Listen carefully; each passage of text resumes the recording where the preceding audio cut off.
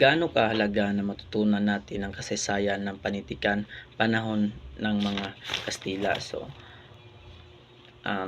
nagsimula ang panitikan ng mga Kastila sa Pilipinas simula sa pamumuno ni Gobernador General Lopez de Legazpi. Nasakop tayo ng mahigit na 300 taon sa kamay ng mga Kastila. Natapos lang iyon sa simula nang dumating ang mga Amerikano sa Pilipinas.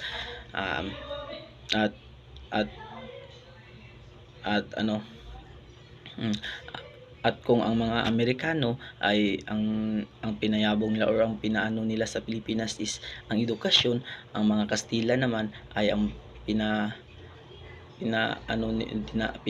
like ang panitikan nila, ang ano nila sa Pilipinas is ang Kristyanismo.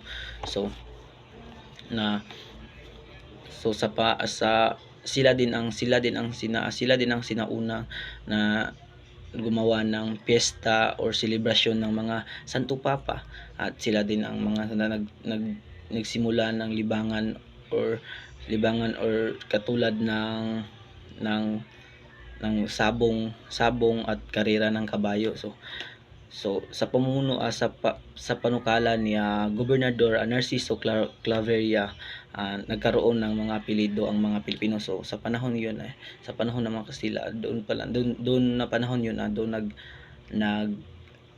na doon diniklara na ang Pilipino ay magkaroon ng mga apelyidos. So marami din tayong mga salita na nahiram sa mga Kastila, katulad nito na lapis, revolusyon, marzo, hulyo, prinsipyo,